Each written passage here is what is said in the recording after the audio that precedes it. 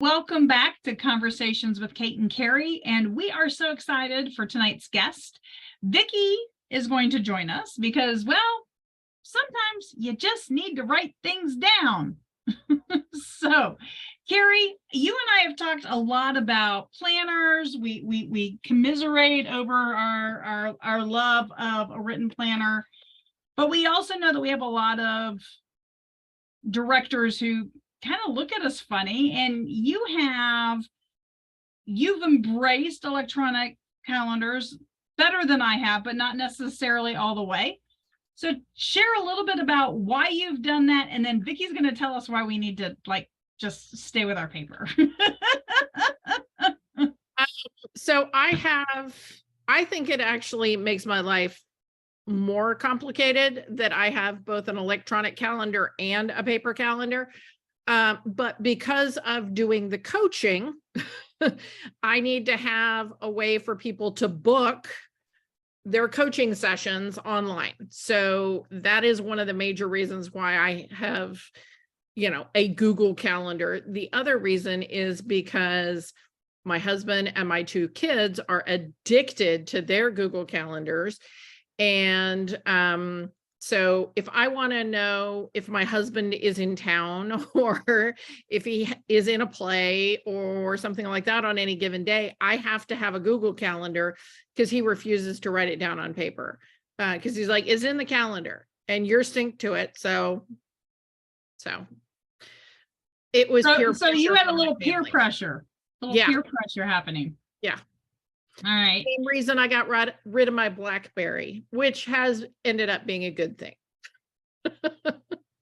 So, Vickie, when you hear people tell stories like Carrie and I, and we talk about either we've had Franklin planners or some sort of paper planner since we were 19, or they are being forced to change to a electronic calendar, what immediately pops into your head? Well, one of the things is I know I need to be organized, and in order for me to be organized, I need to be able to see it. Even when I do go to a lecture, I have to write the information down in order to retain it, because I can visually picture it back in my head later. Oh yeah, I did write that down. And some people are electronic, and I do have a planner that's electronic based, that's an app-ish, but I have to say, no, it needs to be in my hand for me to see it. And I will tell people, I will put things in my planner and then I will put them in my phone and kind of double book myself on the same thing. But it's just, if I need to see it without my planner, I have it on my phone, but not much. It mostly is in one of these, and that's what keeps me focused. I need to know what I need to do. And there's many days I get up and I have a to-do list I've written in there for that day. And so tomorrow I have a long to-do list because I'm gonna be going out of town and I need to make sure some things are in order before I can leave. I just have to. And then when I have it written, this is not the one I use, because the one I use is different because of different reasons. But I check it off, or I'll comment in writing next to it, especially if I have 5 things to do in one day. I'll comment, did I do it? Did I send that email? I had done a thing and it's only partially done, so that I could go back and remember which one of those things was only partially done, because I'm pretty good at getting through part of it going, ooh, now I have to get that other paper that goes to it, or I'm just not 100% organized, and I wish I was, but that's life. But so when I did the director planner, I have it in 2 different versions, printed versions. One is from January to December. And some people say, no, I don't. I want to have it from August, start at the end of July and go through the school year. And so this one is a school year planner, and it's just the dates are different. That's it. Just the start and end date is different. Totally it. But some people like the school year one because that's the year. Yep. That is their academic year, and they don't have to go pull between 2 planners. So one of the things I've done is, and I know we've talked about this, I have a section that's for staff information and their special days. Okay, so hang on a minute. Hang on to that thought. Okay, go ahead. All right, so I think it was just last week's episode, Carrie and I talked a little bit about emergency preparedness. And so one of the things that we've talked about is the what happens if. So Carrie, in Texas, we still get hurricanes, we still get floods, we still get freezes, and it is summer here. So we also get times where our power goes down just because of the grid component. Yeah. And tornadoes. You forgot about the twisters. Oh, yeah. Wildfires. We get all kinds of stuff. But the thing that kind of makes my eye twitch a little bit is when people are like, oh, all my records are on the computer. So I have all of my records digitized. And I'm like, great. So if your building is on fire, how are you going to access that?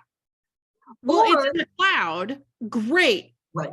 I ask you again, how are you going to access it in the parking lot with 127 children?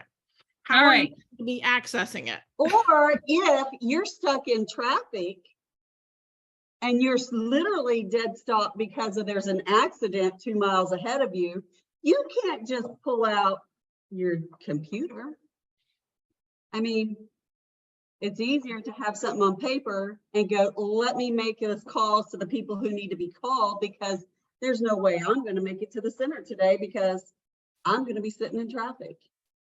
Okay, so Vickie, emergency preparedness. Talk to us about all of the different pieces that we should have and why they maybe should all be in one place. And that's the advantage of your planner, is that it's all right there. So what are some things that we need?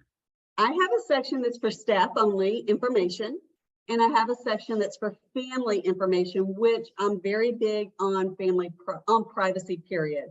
So you may have a keyword for that family versus the whole name, and same for the staff. But this comes with the name, the phone number, and their emergency contact, because if we're on a field trip and something happens to a staff member and you have to call their family member, you can pull up your planner and call it much faster than calling the office and giving someone the code to get into the computer system, to get into the program, to find that information, right? You have it on you at all times. Yeah. And then the same for family information. Yeah, we were talking at a local affiliate for one of the education support, I don't know, a professional organization. And people were talking about the advantages and disadvantages of different software that they were using at their schools. And people were like, yeah, I can only do these things on the tablet. I can't do these things on the tablet. I have to do that on the desktop. And in my head, I'm running through and so what do you do if you need that information and you're 20 miles away, or, you don't have access to that desktop computer? Like, ugh.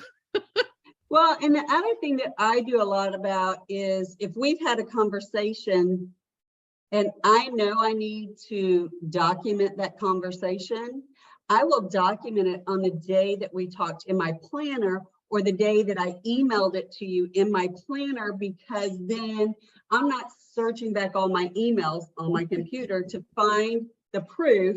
I can go, oh, I did send that to her on August 5th. Then I just got to go through my emails to August 5th. And then I can pull it up and say, no, ma'am, we've had this conversation. And I can't tell you how many times I look for an email, and if you don't put the correct exact information in, I don't find it. Although when I can go back and find the date, I can then pull up the email. Yeah, it's just crazy how it works. It's what we call document it, and then document that you documented it. I do, because it's the only way I'll remember. Absolutely. So let's talk about what else is in your planner. So there's emergency contact lists. We talked about the advantage of year-round versus school year. I am a big advocate for all the craziest holidays. So like July, since July is coming up. July 5th is Graham Cracker Day. July 20th is Space Exploration Day. How about, because of the two of you, July 24th is Cousins Day. So y'all need to remember that.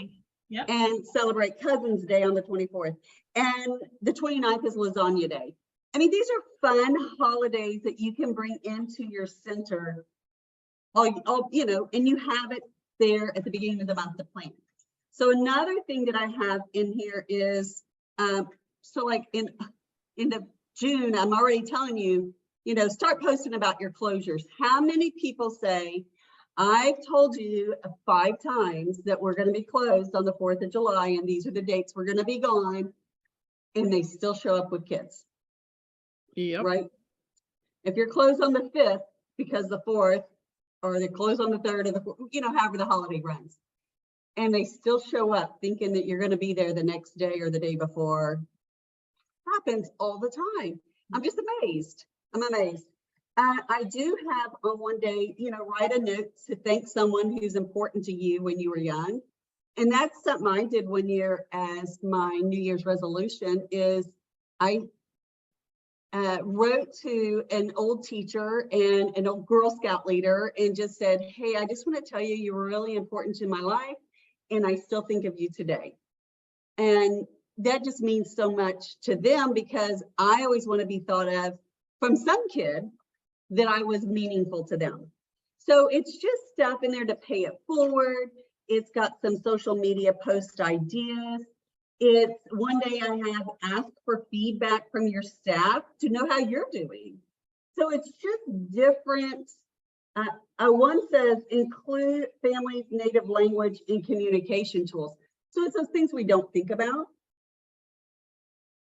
that we sometimes need to be reminded to do. Does that make sense?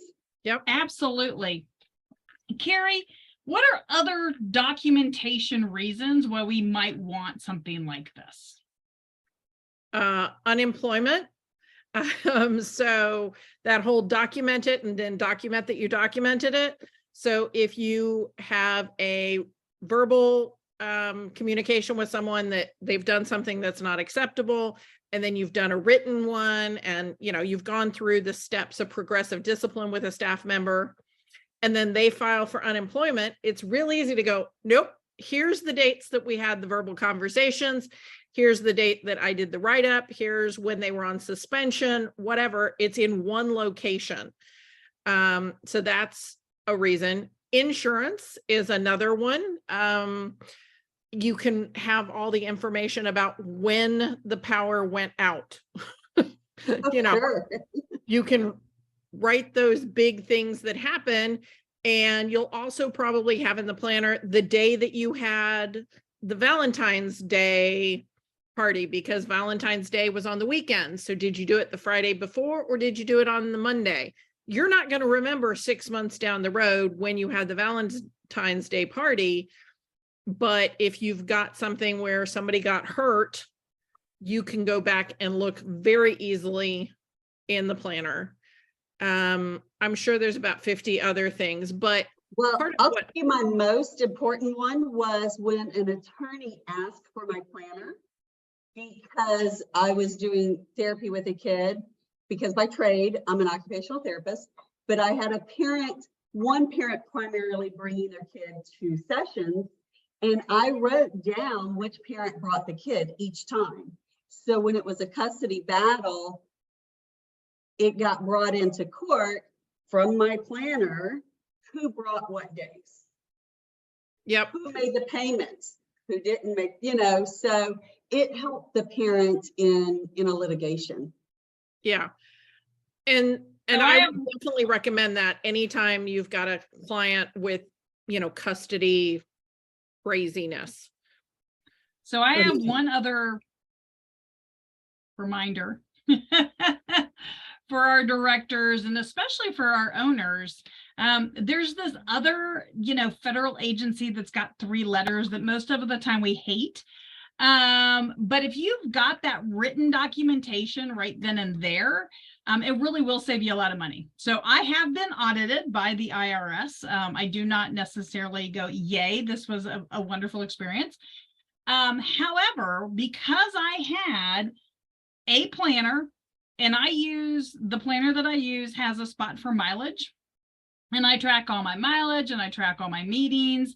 And so I didn't have a traditional mileage log, but I did have my planner, and I was able to say, oh, these are the dates I even took my car in to get the oil change. So they were able to back up and double check, was my mileage the same? Now I learned things. So I now, when I sell a car or whatever, I do put in at least around that first week of the year, an oil change, so that I have documentation by a third party of this is what my mileage was on this day, so that should I ever get audited again because of my mileage, I have proof. But I love having things written because it just makes it so much easier. And your planner is such a great size to just either put other 8.5 by 11 pieces of paper in there with, clips or staples or whatever, but it also fits nicely in boxes. Oh, yes. Yeah. So it fits in a all my bag. receipts. So Yeah. Absolutely. So beyond the director planner, I actually had a teacher request one, and the teacher one's pretty basic, and it has the attendance. It's an undated one, but it also has all those fun holidays, and it actually has, per the teacher's request, it actually has a part for documentation and parent contact on a monthly basis, so that she could document any communications for herself personally with parents, because sometimes as directors, things don't make it to the office. Yep. Right. And so this teacher specifically said, hey, I want a planner, but I want it to be for my classroom and when I talk to parents. And so I was really excited for a teacher to want to have some involvement in it. Absolutely. And I can see how that would be, again, the same thing, right? Like sometimes we realize that there are apps and there's electronic communication tools, and we get that, and we know that that has a real place in a child care center, but there's always that being prepared. And here's a teacher that's being prepared that if they can't, because the system's down and they can't send their updates because, I don't know, the software had an update, their phone had a glitch, whatever it is, they at least can still make notes about the child that day. They can still make notes that they talked to the parent that day, and they still have a place to do it. And I think that's great. It's so much better than, we won't even talk about the stacks of Post-it notes I have floating around my office. Oh, yes. Like I got them everywhere. And some of that is because on purpose. And then I've got, the journals and the calendars and all of those things. So just such a great tool for teachers, directors to use. And if you aren't comfortable or you've never been really good at using a planner, get back, let Carrie and I know. We'll connect you to Vickie. We're talking about having Vickie possibly do some training at different conferences about actually using her planner. You can always find Vickie at different early childhood association conferences around the state of Texas, even a lot of national conferences. So if you're not really sure, we think you really need one. And if you're not really sure what to do with them, let us know. You can always find us at Kate or Carrie at texasdirector.org. You can reach out to us in the show notes, because we know in the show notes there's going to be how to buy Vickie's planner. Carrie's got more to say. Nope, that's what I was going to say, is it's going to be in the doobly-doo, which is a phrase I stole from somebody years ago about what the show notes or the things underneath the YouTube thing. I just call it all the doobly-doo. So there'll be a link to Vickie's website on the doobly-doo. And she will definitely be at the Texas Licensed Child Care Association conference with us in the fall. She's at TAEYC conference. What other conferences are you going to be at this fall? There's a lot of workforce conferences coming up. So I know August there'll be one in College Station. and I'll be at that one. And there's one coming up in Dallas that I'll be at. I hate to say I get around because it don't sound good, but I do get around. And we can always get Vickie to your place. So if you're thinking, oh, this would be great for all of my teachers, absolutely, Vickie can come in and do a staff training on time management, incorporate some why and how to use a planner with parent communication. So all that professionalism training. She's got some other great things that we're going to talk about. So make sure that you listen and look for Vickie. She's going to join us 2 other times this year, and we're so excited to have her. Thanks for having me, ladies. All right, Carrie, close us out. Okay, so if you enjoyed this show, please rate and review it on your favorite podcasting app. And if you have questions or topics you want covered in future episodes, please email Kate, Kate, at texasdirector.org.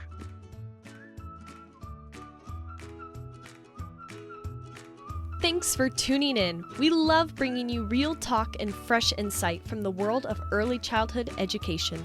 Be sure to follow us on social media to stay connected and catch all of the latest episodes. And if you're planning a conference, training, or special event, Kate and Carrie would love to speak to your audience. You can learn more about their keynote sessions and workshops at kateandcarrie.com. If you learned something today, share the show and leave us a review below. We'll see you next time on Childcare Conversations.